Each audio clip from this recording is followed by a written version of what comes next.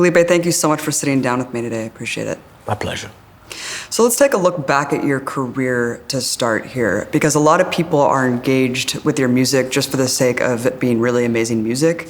You've been recognized by industry leaders, by the hip hop community as just an incredibly prolific and important self-made artist.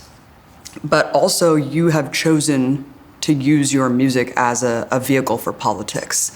And I think that if you didn't do that, you would still be recognized as a very important artist, but you chose to do that. And I think that your music has had an incredibly profound impact on people politically.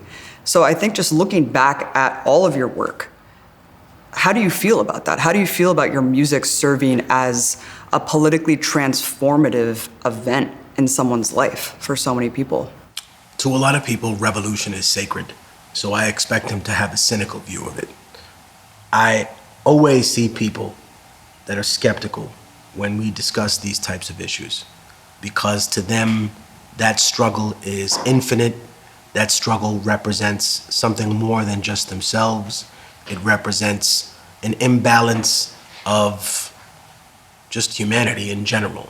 For example, if we describe capitalism the way we do now in universities, we normalize some pretty horrific things that happen, but if we put it into simple terms that kids can understand, like, here's a guy who has 1 million logs. He knows that you need to burn a log every day for these families to stay alive, but instead he refuses to give them any logs. Now we know because of this, there are people that are gonna freeze and die over the winter, but we're gonna allow that to happen. Now, normally, the course of action would be for people to rise up, kick the door down of the person that has all the logs, and help themselves to just enough so they can make it through the winter. But we've normalized who's a terrorist and who's a freedom fighter based on what America's hegemonic view of some region is. So, listen, for every person that thinks you're telling the truth, especially in this political environment in the United States where people on two sides of the duopoly, which is itself a pathetic spectrum, don't even have a shared history of the United States anymore. What am I gonna think when people are either attracted to what I do or they're terrified by it? Because there was a time in which, although I got a lot of credit for being against the Bush administration and calling out war crimes, there was a time in which I used to receive death threats for that. During the Obama era, where we were heavily critical of his war crimes and the administration and what they were doing, we saw a lot of the quote unquote liberal allies that we have abandon us. And people who were elevated from a position of justifying a monstrosity like that were given a platform simply because they were opposed to a carnival barker like Mr. Trump. Mr. Obama made spineless liberals feel like progressives, and Mr. Trump made stupid people feel smart. And this is the world that we live in now, a world on the brink of civil war, a war in the Ukraine and Russia, you know, natural resources being depleted around the planet. You know, there are people who don't even believe Corona was real. And then there are some of us that just despise the government response to it, that says, well, where's the health care, right? You gave us $600 and you told us die in your house. I'm a conspiracy theorist for bringing that up. That's the future of America. When people look at my music, take this from it if you take anything from it. I wasn't talking about the past. I was talking about what's to come. When I said in the cause of death, without the, and now that I think back, Mr. Cheney, you couldn't have the war in Iraq or a budget of world conquest proportions and revoke the right to abortion. We were talking about this in 2003. You can go back and see Revolutionary Volume 2. And it's not because I'm a prophet. It's not because I'm some kind of spiritual guru that stares into a crystal wall. It's because this was the naked truth that was written on the wall, and people didn't want to see it. They don't want to see proximity to their politics be fascism. So they changed the narrative. Well, it's because you have a solid political foundation and ideology that I think it took a lot of other people, including myself, a long time to figure out what I'm fighting against and fighting for. And that's what's so impressive about, Revolutionary Volume 1, that came out right after 9/11. I mean, that was a time that, even though you got accolades later on for fighting the Bush administration or being outspoken as an artist, that was a very marginalizing time. As an artist, to come out full-fledged, like, revolutionary politics, hammer and sickle on the front cover, I mean, in a wake of just complete paralysis in the country. And then right after the Iraq War, same thing. It's interesting you bring that up, because what I showed on Revolutionary Volume 1, if you look at the cover, is cops, and on the other side is soldiers killing them. What do you think is going to happen in a civil war? You think the Army, the Marines, the Coast Guard, that they're all going to be on the same side? What do you think happens in civil war, the civil war that half this nation is clamoring for? It's police departments against military, military against government, people forming their own militias against the police force. It's the randomness of killing. And right now, I think what gives people peace in some sick way is that the killing is mitigated. The killing is organized. They believe that barbarity is random killing. Like this bomb, well, if it blows up in Afghanistan or Iraq, then it was supposed to blow up. That's where things like that happen. Mm-hmm. In Syria, if a school gets bombed, but why is this happening here, right? And then the bias of journalists during the war in Ukraine. Well, this stuff's supposed to happen in Syria, but this is Europe where things are civilized. And I want to remind those animals that live in the skins of people, those human teleprompters that are out there passing themselves off as journalists. You know the difference between Ukraine and Iraq? 45 nations attacked Iraq. 45. And you have Russia and It's satellite republics that are fighting NATO and the people there. And unfortunately, it's boiled down to such a politics that you can't even say it's wrong, right?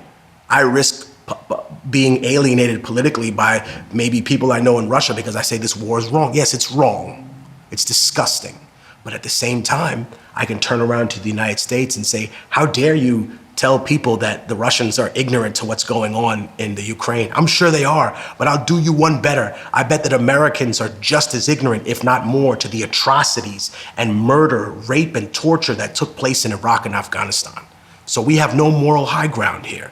You've used up all the political capital from 9/11. Interesting you brought that up. We don't have that anymore, Abby. Mm-hmm. Imagine if we had that, we would have sent troops into Syria, like those idiots on MSNBC wanted us to. It is very strange, Felipe, looking at the last 20 years and seeing where we have come. First of all, capitalism is like widely loathed by a lot of young people. That's good, right? At the same time, this very disturbing trend where, conspiracism, this distrust in institutions has bred a deep cynicism that has basically manifested into things like climate change isn't real, it's a globalist plot. COVID isn't real, it's a globalist plot. Mm-hmm. And for people like us who immigrants were sent by George Soros here, shit like that. Yeah. And Trump's presidency, basically solidified that. It became where he's fighting the deep state. I don't understand how anyone in the movement back during the Iraq War fighting against the state, fighting against the empire, could be sold into what has become this ascendant right-wing reactionary movement that is quite scary, Felipe, because a lot of people that I was actually fighting alongside back 20 years ago have become Trumpers,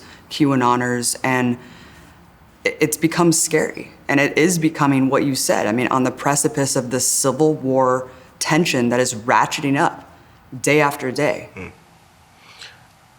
I'll put it to you this way. People don't recognize or understand what they're really asking for.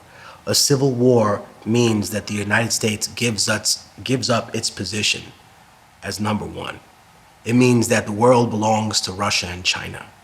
And while we're discussing those two countries, there's an interesting dichotomy that exists in that foreign policy that a lot of people don't understand from the quasi-right or closeted right-wingers, as I call them, because they are interesting people, a lot of them. A lot of people don't want to be categorized as right-wing. So they've invented this sort of middle-of-the-road philosophy, or I believe both sides are corrupt. Yes, but you only criticize one side. When you criticize the right, you only criticize it for being soft on the left. So my message to those people is just come out of the closet and be what you are. My politics didn't move to the left. I never became a liberal during this time. I just refused to move to the right along with everyone after the 9/11 effect. And people forget that. I mean, there should be a documentary that's just called The 9/11 Effect, when all politics shifted to the right. So people that were middle ground, right? They used to be middle ground, now they're seen as left. The people who were on the right are now seen as the middle. And the people on the far right are seen as the right. And the people who were too disgusting for the right to even embrace, people who push like racial statistics as closet eugenics. We're still dealing with that garbage too. Those individuals are given a voice that they never had before. And the people who were actually the quasi-left have been moved to a place where they're not even considered the left here in this country. They're considered like, oh, that's so far left that it exists outside the sphere. But the deep state is not a Democratic or Republican entity. The deep state, if you want to have a discussion about this, is not a Democrat left, not a Republican right entity. It relies on resources. There's a movie called Network where they discuss communist Russia, and you think these people, and the guy says, you think they argue about Mao and Lenin in these meetings? No. They get out linear charts and they discuss what resources they're going to take from different places, because it's like the USSR is a country, an empire, much like America. So what are we discussing, right? What is the deep state's concern? The deep state's concern is that we're all a bunch of talking monkeys that are trapped on a floating rock in space, and these resources are going to run out, and we need to have them more than anybody else. And the next war is going to be over the Arctic and Antarctica when those resources become more available. And constantly and consistently, this is proven right. Now, whereas it comes to the scare tactics of communism, communism made a reemergence. And I would argue that it's not so much socialism or socialist principles that I discuss in my music, but rather those that are interpreted such so by socialists because they are the original basis of what human beings live like in an indigenous world. For example, sister, we indigenous, Latino, whatever you want to call us, and African people, with all due respect to Karl Marx and Engels, we didn't need a white European man in the 1850s to come to the dark jungles of Latin America and Africa and explain the complex concept of sharing. We knew what that was, and collectivism for thousands of years. That's why we stayed alive. That's how we flourished in a society and a place that was ungovernable to nature for most people when they came here, because they were dropping like flies. And if you're going to discuss being an anti-globalist, how could you possibly support Israel and Zionism? So these sort of total conflicts of ideology are normalized as if they're not there, right? The way the right-wingers or Latino right-wingers will cheer Vladimir Putin, but then at the same time realize, yes, in Europe they support the far right, but in Latin America, half these republics wouldn't exist without the support of Russia and China. So they play you left and right. The United States is getting smacked on both sides. The Russians have learned, okay, we support these far right movements. Marine Le Pen is right there with Mr. Putin, right? But then so is Hugo Chavez, so is Nicolas Maduro. And you're over here dick riding the duopoly still. That's the problem with the American public. They're stuck in that mentality. They don't realize that people outside this country are playing 3D chess, and you're still arguing that Mr. Trump was sent by God. And it's just stupid and it's nonsensical. And if the imaginary communist takeover is a Red Scare in the United States from the Democrats, then what is the end result? What is the trajectory of right-wing politics? It's a theocracy. It's the theory of the 7 mountains. And for people who are unaware of that, they should look it up. It's the idea that they're going to reclaim 7 major parts of society: military, economics, entertainment, education, et cetera, and push them towards a more religious base. Now, it's always framed nicely, right? We want to put God back in schools. We want to get kids to do right. But the danger of combining church and state I think goes beyond what the founding fathers had in mind. It's not so much that just the church will influence the state. No, it's the state that now will even more so pollute the word of God for people who have not had it polluted by religious institutions. In other words, it's no longer America's war now, Abby. It's God's war. Well, we're not killing these people because we want to. It's because God told us that this war is necessary. God made this foundation. God is the justification for that. So now you have an easy out clause for every atrocity that you commit. And all you have to whisper is, I'm sorry, right before you die, and you think it all goes away. How fucking convenient is that? I mean, that's what we saw with the Supreme Court takeover. It's a judicial coup by a minority extremist sect of religious cultists, essentially. And it is happening across every institution. And at the same time, it's a manufactured war on critical race theory, on communism. It's all fake. It's fantasy, but it sticks. Thank you for bringing that up, because when people mention critical race theory, I think a lot of people don't understand that that's actually a class that you need to pass. Well, in we law don't school. even get real history at all. It's like what, and you're fighting against already like history classes that maybe talk about slavery in an honest way. It's like what? I think though that the other part of that is, one, that the right wing is pushing this. Two, that the manufactured left has done a miserable job at fighting back. Right. And their idea was to mitigate these things. So let's take them both for what they were. People will applaud Mr. Trump for never starting new wars, right? But even some of my libertarian friends have fallen into that trap. And I say, well, then he just continued them. What did he do? He dropped a Moab. Yes, for the first 12 months, the drone strikes went down. But then they went back up to a degree that was even higher than they were when Obama left. We both know that's true. The problem is this. What was the Democratic response? What was the liberal response to 9/11? Well, their liberal response was to follow the 9/11 effect. They said, no, we have to out-military the right wing. So we're not just going to knock over Iraq and Afghanistan. Well, now we're going to knock over Syria. We're going to make sure that the Arab Spring fails to actually produce any real effective long-term change. So whereas the Republicans cheer a man for not starting any new wars without realizing that he still continued these war crimes and sponsored a monstrosity in Yemen, the liberals in this country, in my opinion, did something just as bad. They're like the black cop on the police force that shoots someone because they want to prove to the other white officers that they're willing to kill a motherfucker from their own hood. And in that sense, they abandon human rights, right? Now, the Republicans have a different issue.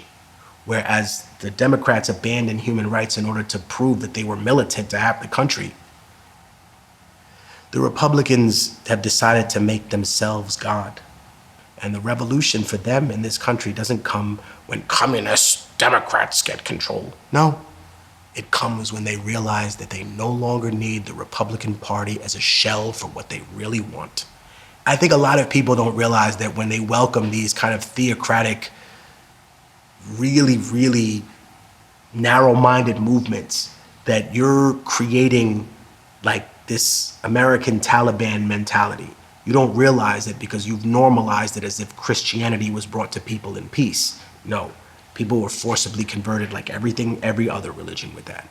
So without properly putting that into context, we realize that there are vultures and then there are just more vultures. And the people are caught in between that.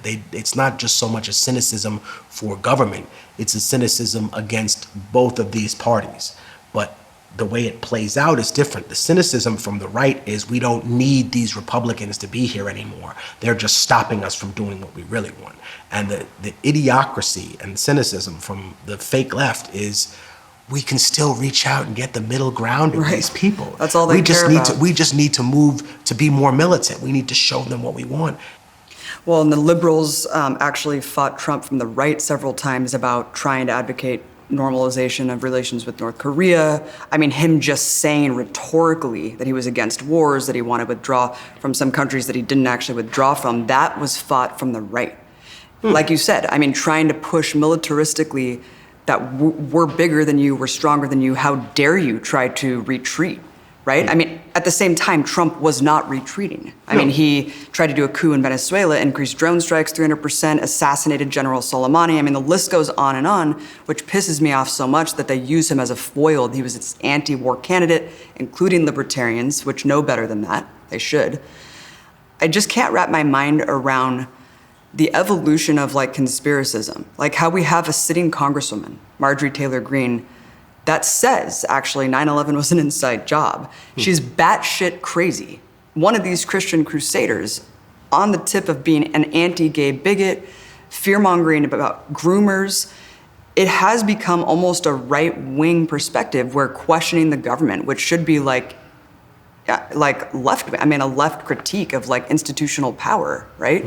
But instead it's become folded into the Trump administration, where it's now associated that anyone who critiques things like the deep state, it's become cartoonish, it's a parody. Right, or anyone who says the government response to COVID was a catastrophe and a joke, Right. and these people did everything for themselves, for the rich, and nothing for us. So when people call it the Great Reset, from the right or from the quasi-right, the QAnon people, I always say, no, it's not. It's the Great Rebate, right? It's not the Great Reset. They already own your soul. They sold off the morals first. Now they think that they can regain the people's favor by offering them trinkets. And what's crazy and what's interesting about what you say is that people are listening to elites from the right wing call left wing people elites. Like you're not an heiress, right? Like you're not a billionaire, like you're not a millionaire, right? The biggest sucker move that these people pull, thinking that some guy who's a con man is really a blue collar hero. How do you have elites from one group of this society that refer to other people as elites as if they're not the ones benefiting from it? And that leads into the issue that I was discussing before, which is people will say, Democrat cities where black and brown people are suffering. I say, you're right, but here's the problem. Who's causing them to suffer? The police department in most of these cases.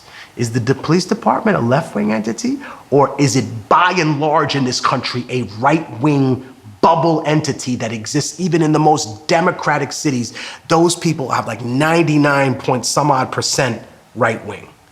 Like maybe that's the wrong statistic. They say 76% of statistics are made up on the spot, but a lot of cops every day. Okay, how about this? My brother came back from Iraq and he worked with nothing but NYPD. Out of the 50 cops that I met with him, 48 were far righters and 2 were like, I could see why interracial marriage is good. And you know, I'm just like, oh my fucking God. I think it's safe to say that So I'm saying, yes, in that sense, you're correct, but you're only telling one half of the story. Yes, these are Democratic-led cities, but you can't admit that the cops are racist. Why?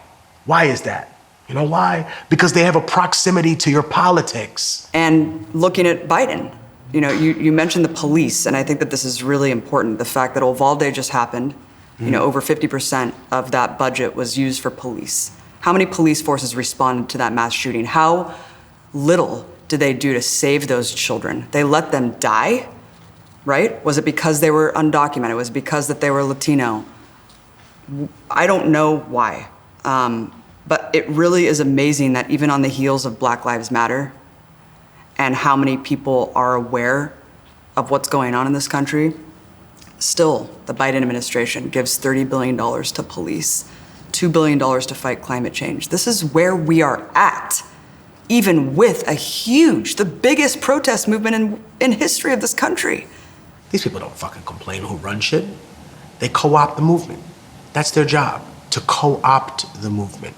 So they see people against cops, oh, you know, let's co-opt the Black Lives Matter movement. We didn't ask for murals, we asked for legislation. We asked for protection. We asked for people to hold the police departments accountable. We didn't ask for chalk murals on the floor. We didn't need you banging your pots and pans at 7 o'clock. You didn't fucking accomplish anything by doing that. Police, in my mind, don't necessarily stop crime. They go and punish the people so badly, allegedly, that committed this crime, that it's supposed to be a deterrent. And for the existence of this country, it hasn't worked.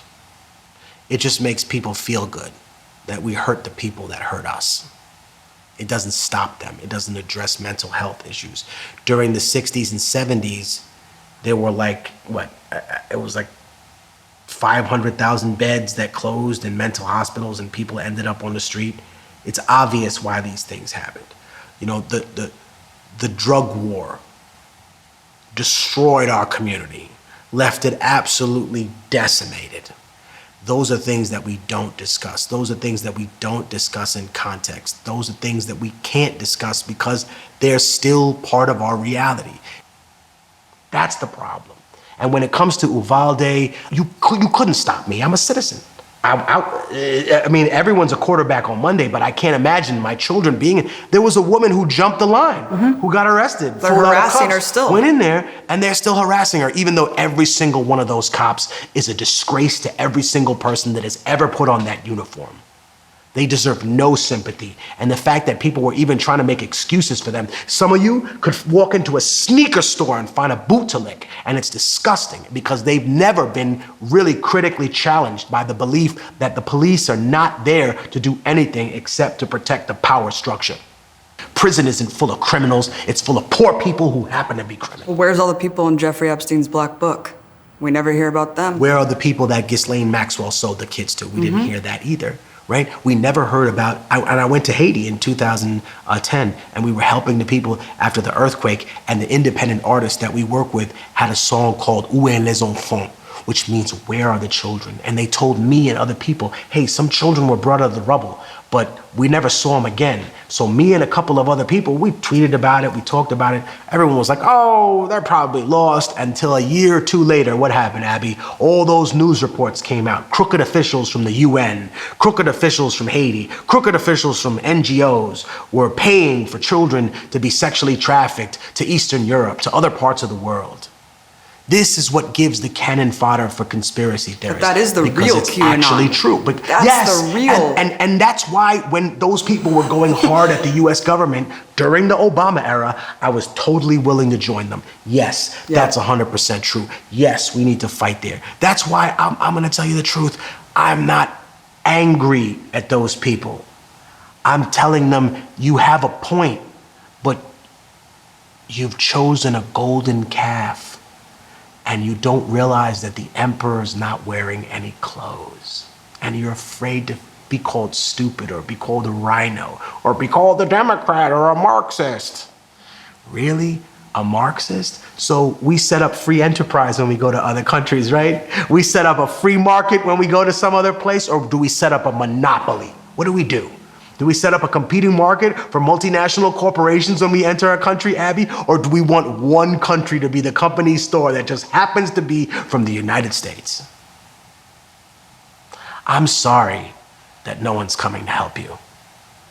But that means that you gotta help yourself. And in this case, I told people a long time ago, I'm prepared to hear truth no matter who says it. But I'm not willing to shift along with their agenda.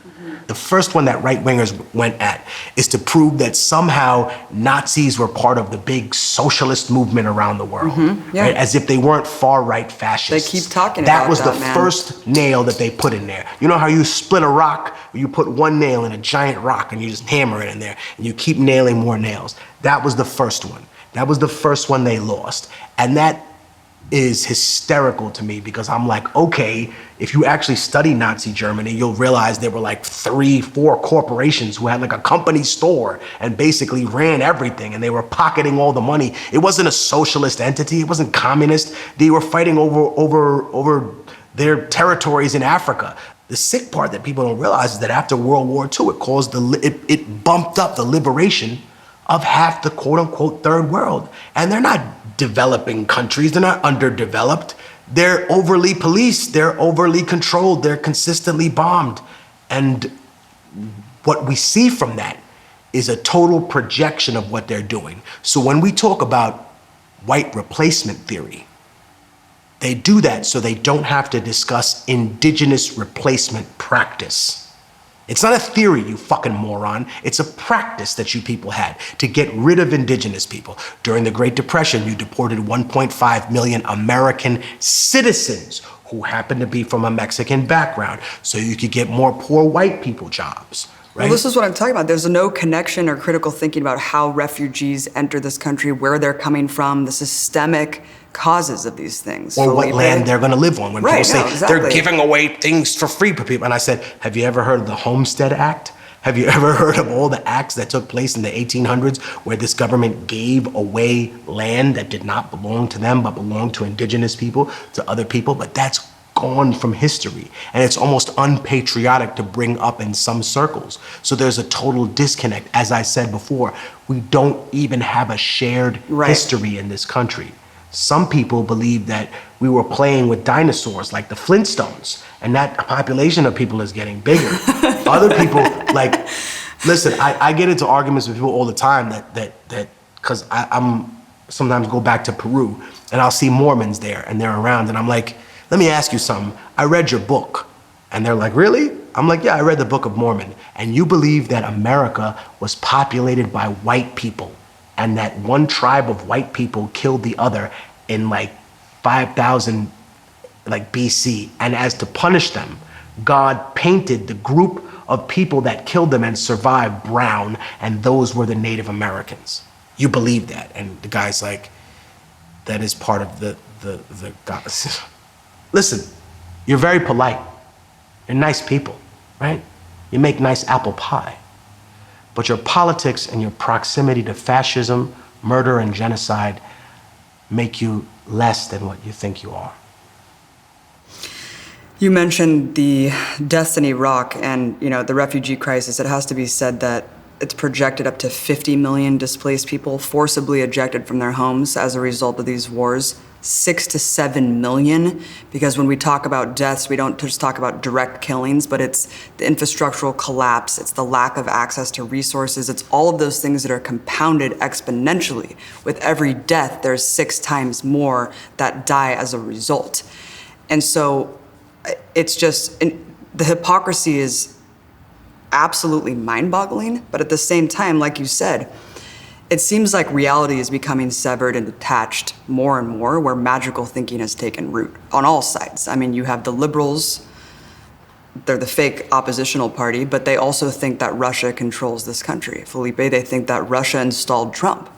They think that our media is free. They believe in these things. On the other hand, you have people thinking that QAnon is their savior, that Trump is fighting the deep state.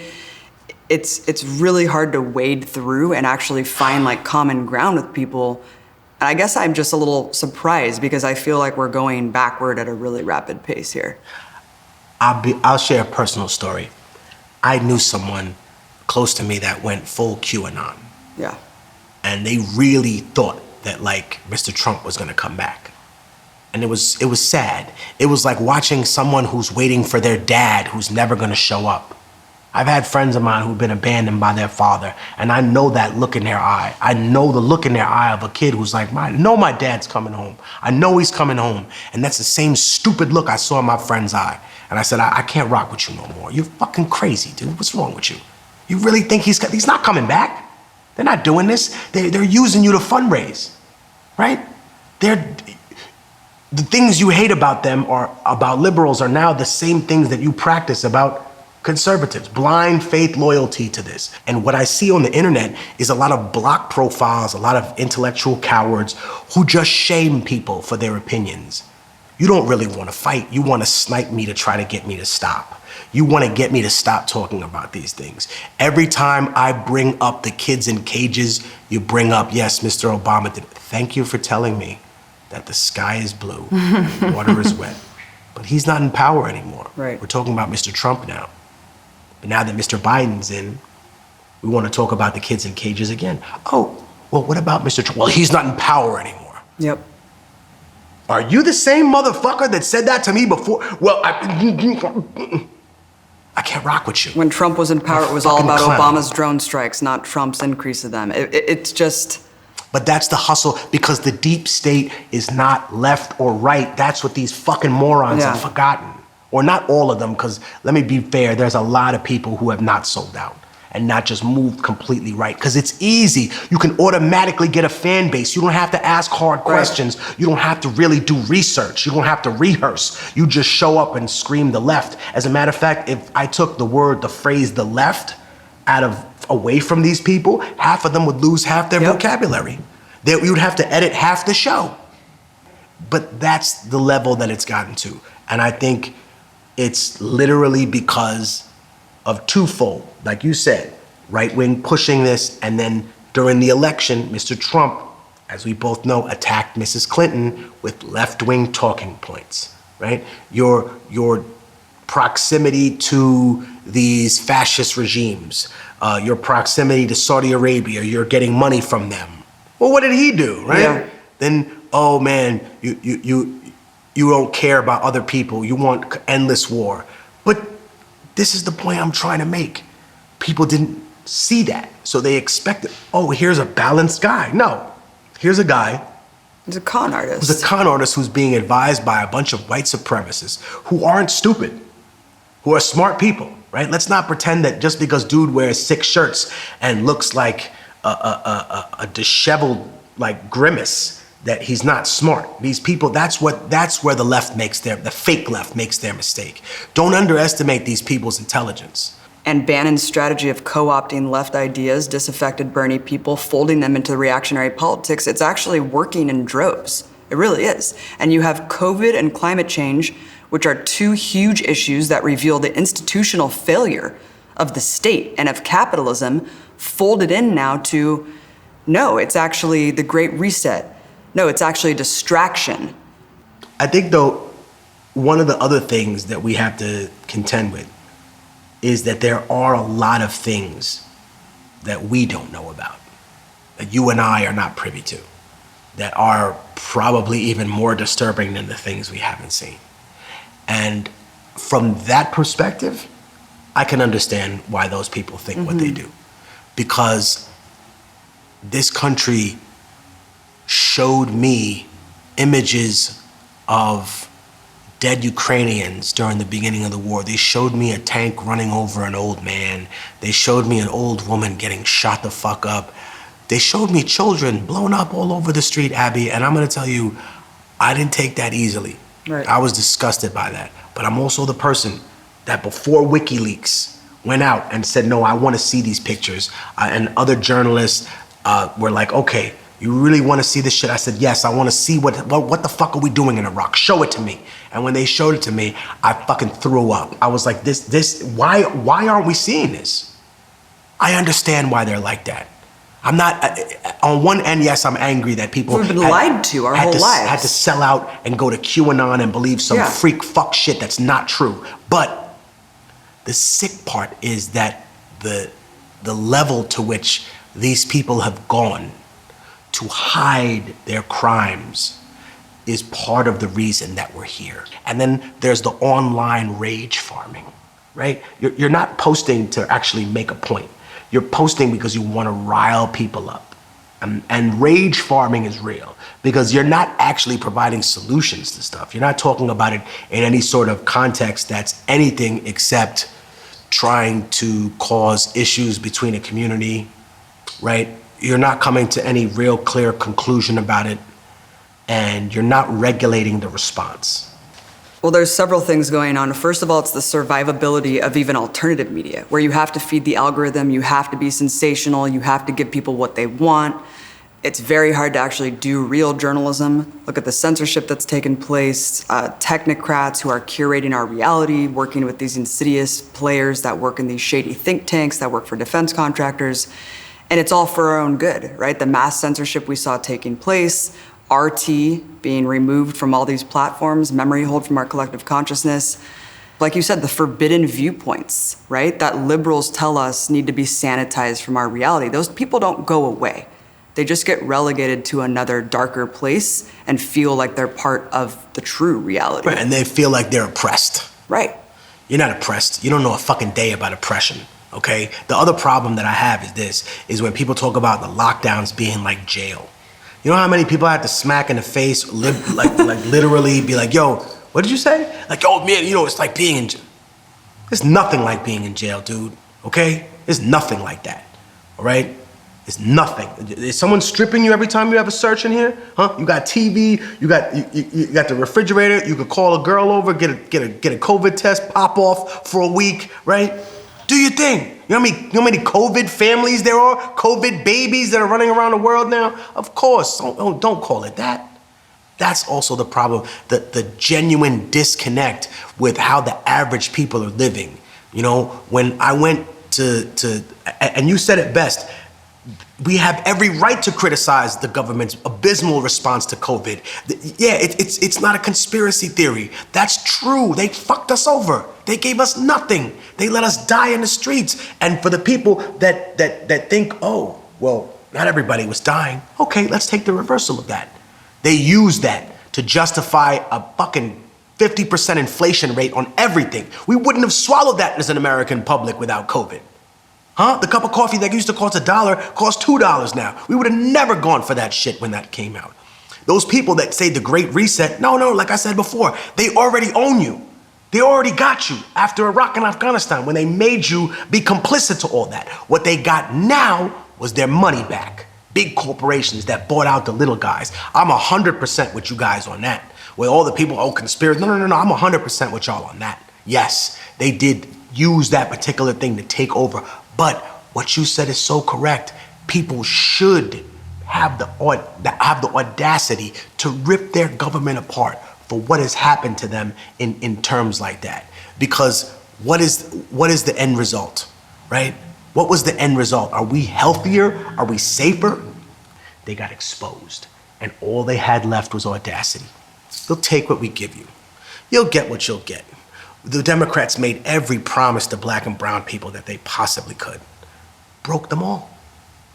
If we didn't get healthcare during a global pandemic and instead increased sanctions around the world, it's a disgrace. And that void actually did funnel a lot of the cynicism into COVID's fake. This is about a power grab because, like you said, they did grab power. They did financially take over. They did close a lot of small businesses. They did fuck over the working class. My friend's son died of COVID. Mm-hmm.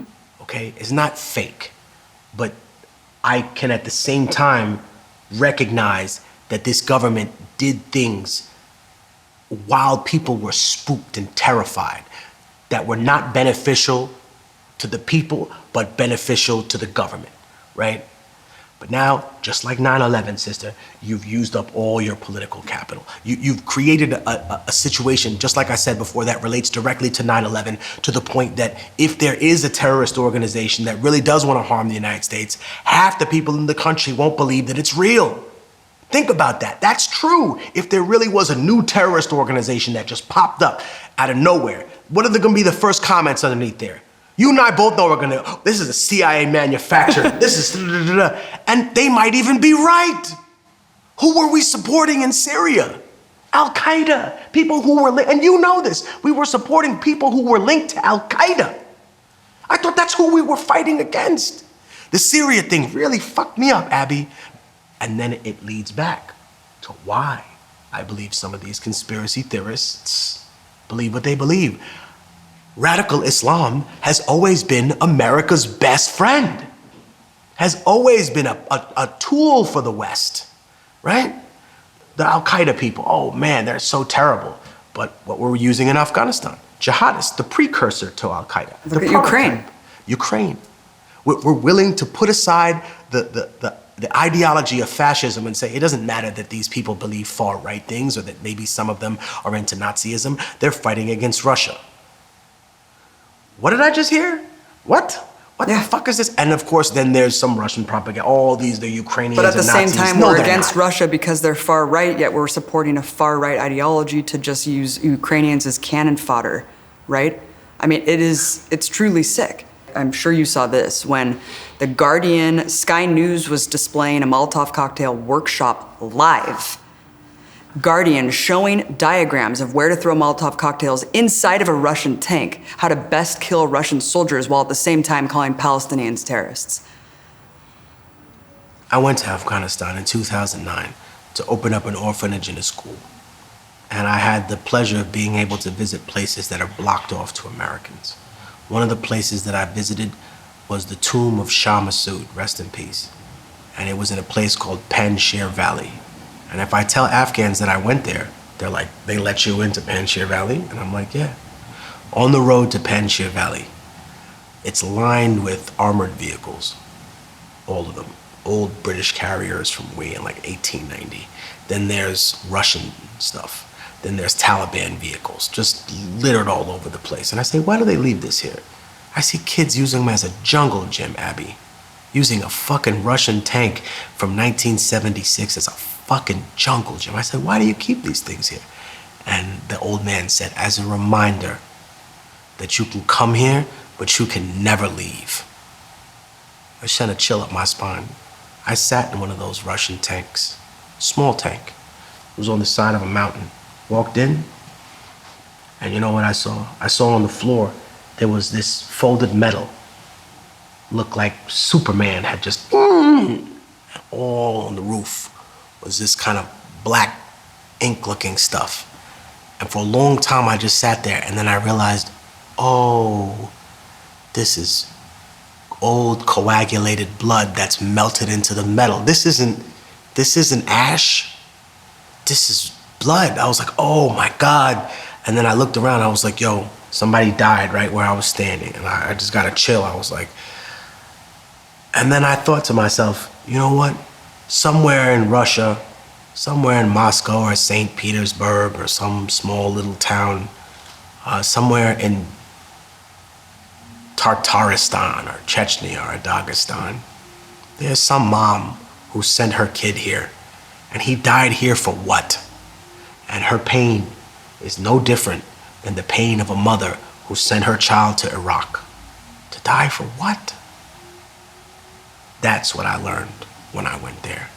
And I realized that if you're going to choose a life in the military, you're choosing the life of a soldier, but not necessarily a warrior. I know a lot of people who are in the military who are warriors, but the difference is this: a soldier just follows order. A warrior knows why he's fighting, right? Because at the same time as they were showing those Molotov cocktails, as you pointed out, they showed us those bodies being rolled over.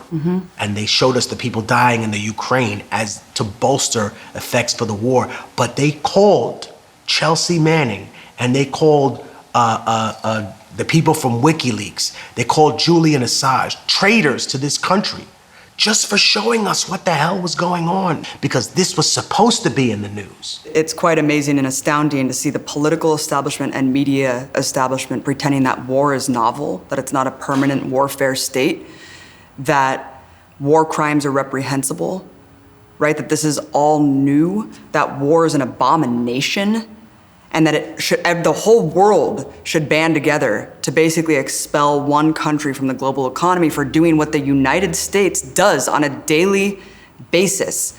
I want you to comment on this point, Felipe, because I hear this constantly. You know, you said that the US has expelled all of their political capital, right? About 9/11, terrorism. Now they've transitioned to another phase. They've been talking about humanitarianism for a long time, but now it's this liberal interventionism, human rights, liberty, freedom. That's what we're spreading around the world. And if it's not us, it'd be China. And isn't it better that it's us? I hear this constantly. Isn't it better that we're on top, that we're the empire? Because if it wasn't us, it would be a country that does worse things. There's a saying, la révolution est dans la souffrance. Cherchez pour la trouver. The reason I said that is because the country that supports the most dictatorships is not China, it's not Russia, it's not even the United States, it's France. France supports the most dictatorships worldwide so they can have access to natural resources. So they've already mastered that. If anything, the Americans are just biting off the blueprint of what Europe did years ago. You want all the natural resources, but you don't want those people, right? If you don't want those immigrants in your country, stop invading those countries. Stop using their resources, right? That would be the real boycott. How about they stop coming to this country and we stop making everything for you, right? How about you can't live off us anymore? The reality is that Americans have no idea what the coffee and the orange juice that they really drink is worth. If we didn't have slave labor in this country, vis-a-vis undocumented immigrants, then your orange juice would cost $10. But most of these people, this is again, goes back to the elites calling other people elites, whether they're liberals or whether they're conservatives, they don't understand any of that about working for a day. The principle that people don't understand about socialism is that it's just workers controlling the means of production. And that's the fundamental basis. The other problem that people don't recognize is that capitalists and communists agree about one specific point, that there's only two classes, that there's the working class and there are people that control the means of production. There has never been a middle class. A middle class is a manufactured fantasy, and COVID taught you that because you're not worth any money. You're worth negative $800,000 and you all had to sell your fucking houses and your cars. But people are in denial. They think that they're millionaires in the waiting, and they reflexively reject any sort of collectivism. I mean, I think the sort of lottery mentality that's been pitched to people is catchy. You know, if you come here, you can win the lottery. If you work really hard, you can win the lottery. And when you go to business school, they'll tell you something very honest. They'll say, hey, if you made $1,000 from the day that Christ was crucified until today, you still wouldn't have a third of Bill Gates' money. So is it really working hard? Is it you gotta come here and work hard? Or do you have to come here and find a residual income and then build on your own and then plan with your family and then do things like that? Well, if that's what you wanna do, then why didn't you tell me to do that in the first place? No, you sent me to these wonderful liberal institutions. I went to one of the best schools in New York City. I went to Hunter College High School. My sister went to Bronx Science. My cousin went to Stuyvesant. My other cousin went to Brooklyn Tech. In none of these schools, none of these fucking genius academies did they ever give us any economic education. And they didn't even tell us not to get the credit card that charged you 30% out of the university that you ended up going to, that gave you a free t-shirt. So fuck you. That's how I feel about them. They didn't do their job. They didn't do their job. And it's not the teacher's fault, because I'm sure they wanted to, but you only get, what, $250 of a tax break as a teacher for buying supplies? It's a disgrace. You know, as much as they want to fund cops, you need to fund teachers in this country. You need to give them that, because obviously right now they're fighting a war against ignorance and they're losing. In the same way, sister, that I'm writing an album called The Middle Passage. They've shown us every plantation with cotton on it. You know what plantation they've never shown us, Abby? The most prominent ones, the ones that were most profitable, the breeding plantations. Why don't you want to show us those? You know why? Because after the research that I did for this album, you realize that the moment that a girl menstruated, she was put in a stable where a horse would be and forcibly mated, forcibly raped by a male of the slave master's choice. And when she had children, they weren't called children, they were called a litter of pups.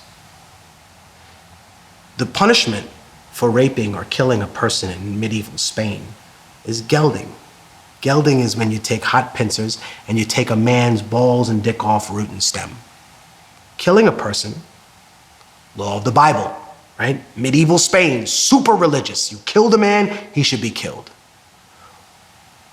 Why were indigenous and black people categorized as subhuman?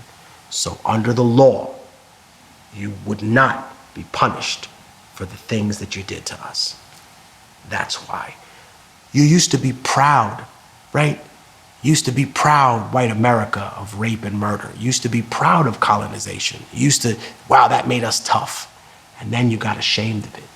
And that's what you're dealing with. That's what America's dealing with, a schizophrenic crisis. There's a British manual, right, that was taken out of the British Museum because within the manual, it talked about how rape was a weapon of war that should be used against the indigenous population. You're ashamed of that now. You're ashamed, right? Who was Christopher Columbus? His image has been so whitewashed, but he was trafficking little girls on an island. Who does that sound like, huh? All you right-wing defenders of Christopher Columbus and his legacy, he was trafficking 9-year-old indigenous girls on an island. Who does that remind you of, you intellectual coward? Just because liberals are dog shit doesn't mean that you shake hands with the devil. Right? The same way I tell people all the time who are white working class people who hear about reparations for black people and automatically get upset. You know, they hear the word Africa and they're furious already. But the problem is this: the money doesn't come from you. No, it comes from the financial institutions that banked and built their stock exchange on labor, on the payback that they got from slavery. Because reparations is not actually what African people are asking for in this country.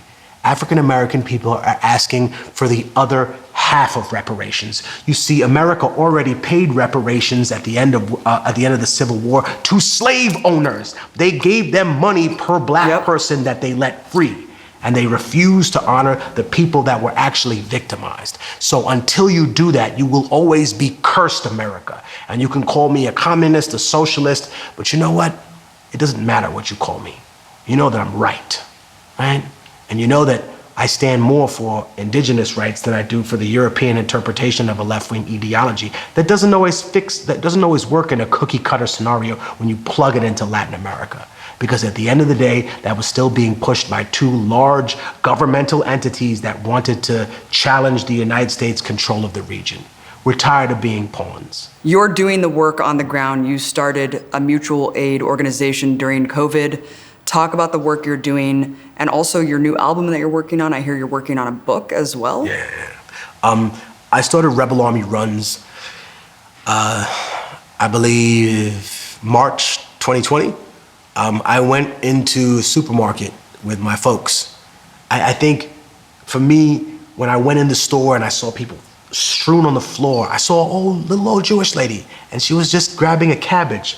And this dude, this big fucking, I don't know, it was like a bald white guy he looked like the dude from Breaking Bad. He shoved her on the floor and took the cabbage. And me and two other people grabbed him. We're like, what the fuck are you doing? She's 80 years old. And I said, my parents are 70 years old. They can't be in here. What about the people from the community? They can't be in here with this. You know, half the place got a mask, the other half is coughing on people on purpose because they think that's freedom. You fucking idiot. No, what are you doing? Help these people. So I said, all right, let me gather my forces, gather my people. My friends even bring their kids out now. And what we basically do is we give away a 2-week food pack. We get the goods extremely cheap from wholesale, and we get a 2-week food pack that we give away at the Grant Housing Projects and then at Albany Houses. So we're in Harlem every other week, and then we're usually in Brooklyn for the other week.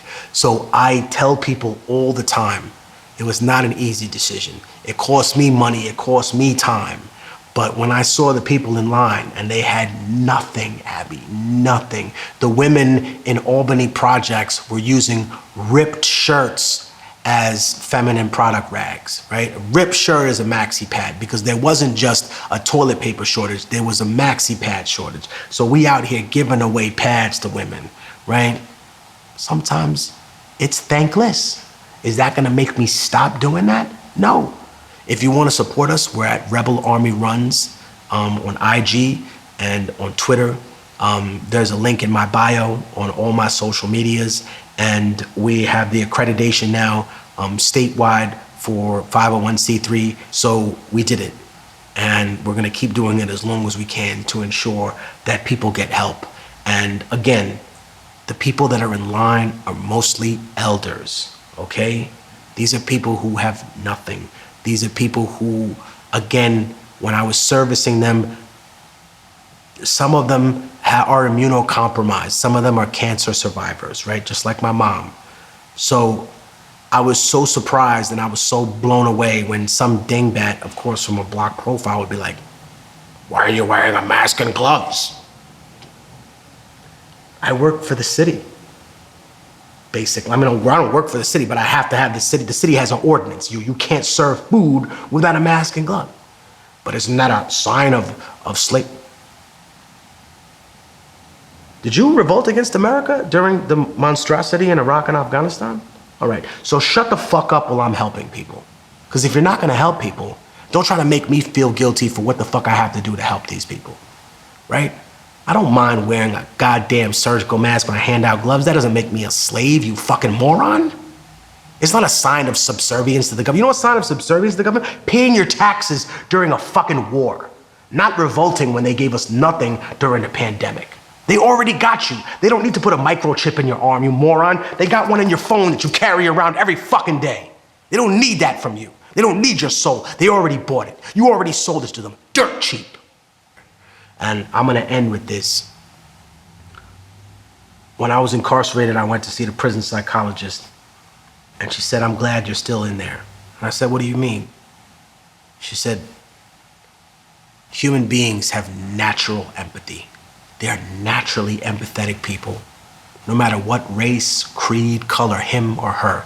That's true. If you're watching this program and you're white, black, brown, Asian, anything, you have natural empathy. In other words, someone has to do something really fucked up to you, or something really bad has to happen to you in life for you to have no empathy for people. And my message to those people is simple. I'm sorry something fucked up happened to you, but don't take it out on those kids. And don't take it out on the old people we trying to help. I'm sorry somebody lied to you, brother. I'm sorry somebody hurt you, my sister. I'm sorry somebody took something from you that can never be given back. But we're not out here taking nothing from nobody. We're just trying to help the people who don't have shit. And we're paddling with nothing. We're trying to keep people alive, Abby, because ain't nobody coming to save them. That's what we learned during the pandemic, right? I don't believe 100% of the new conspiracy theories that come out, but I believe the old ones. You still don't give a shit about us. You still don't care. And you use us as a battery to push your agenda in other countries. But when it comes down to this, the only people that are gonna save us is us. And you know, what you do is important because too many journalists just take $1 to shut the fuck up. You know what I mean? Too many artists just take some money to go away and rap about good times and not talk about the reality of it. But both of those roles are important. Somebody's gotta be the person that cheers people up. We can't just be sad and depressed all day, but somebody's gotta be the truth teller. Somebody's gotta be the fucking adult in the room. And I don't mind being that for once in my life. Thank you for being that. The ghetto is like a prison with invisible bars. No matter where you at, it always follow you where you are. And it's hard out there for a pimp to get out of, but it's harder for the hooker that he beat the shit out of. I got underground in the Confederate States, ironically running from slavery to prison.